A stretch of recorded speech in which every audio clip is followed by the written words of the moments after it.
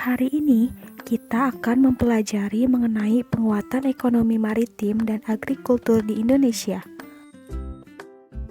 Seperti yang kita ketahui, Indonesia sebagai negara kepulauan terbesar di dunia karena letaknya yang sangat strategis, yaitu berada di persilangan Samudra Hindia dan Samudra Pasifik.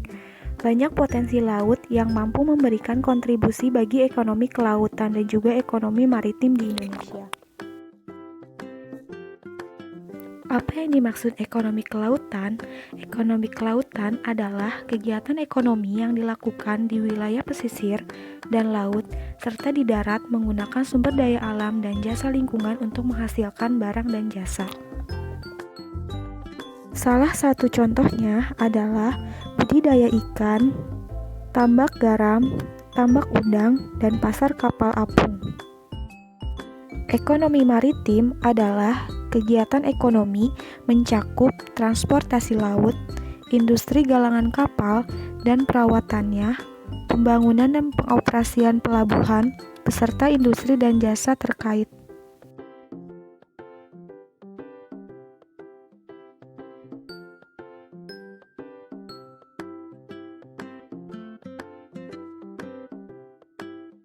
Kondisi ekonomi maritim Indonesia dapat dilihat dari beberapa sektor.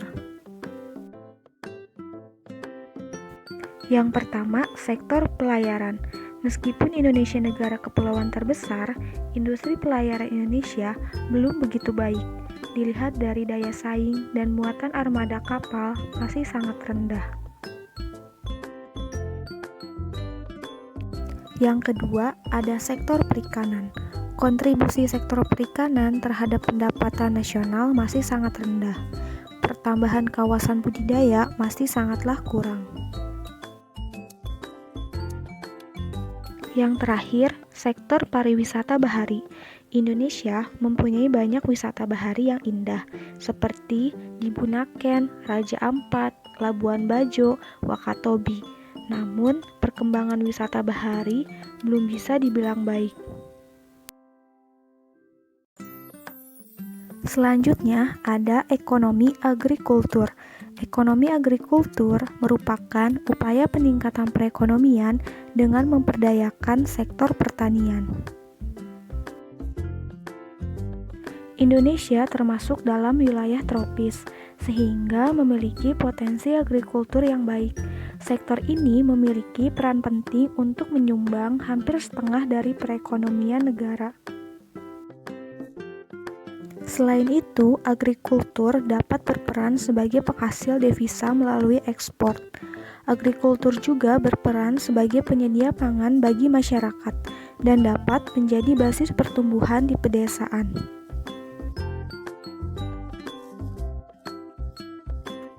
Namun, terdapat beberapa hambatan dalam pengembangan agrikultur di Indonesia. Di antaranya adalah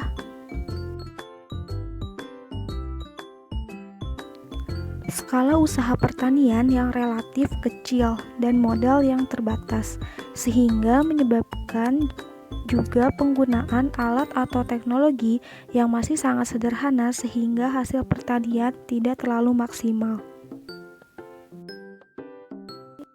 Yang kedua, dipengaruhi oleh musim. Pertanian akan tumbuh subur ketika musim hujan, dan ketika musim kemarau tiba, tidak sedikit petani yang mengalami gagal panen. Dan yang terakhir adalah banyaknya alih fungsi lahan menjadi lahan non-pertanian, seperti dijadikan gedung, pabrik, perusahaan, atau juga rumah untuk tempat tinggal. Terdapat beberapa strategi yang dapat dilakukan untuk meningkatkan agrikultur di Indonesia. Di antaranya adalah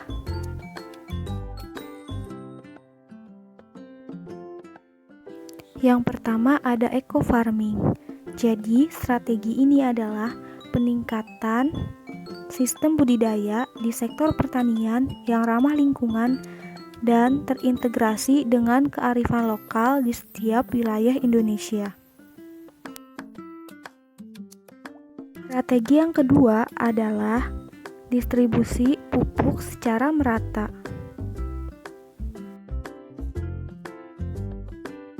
Dan yang terakhir adalah perbaikan irigasi.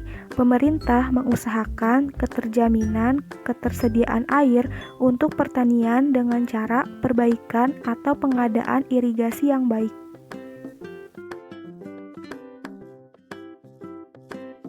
Nah, itu tadi penjelasan materi mengenai ekonomi maritim dan ekonomi agrikultur. Sekarang jawab pertanyaan di bawah ini ya. Menurutmu, mengapa potensi kelautan dan maritim di Indonesia masih kurang dikembangkan dengan baik? Yang kedua, apakah strategi yang dapat Indonesia lakukan agar pertanian di Indonesia dapat berkembang? Dan yang ketiga, menurut kalian, mengapa wisata bahari di Indonesia masih kurang diminati? Dan bahkan masyarakat Indonesia sendiri lebih memilih untuk berlibur ke luar negeri? Tulis jawaban kalian di kolom komentar Google Classroom ya. Terima kasih.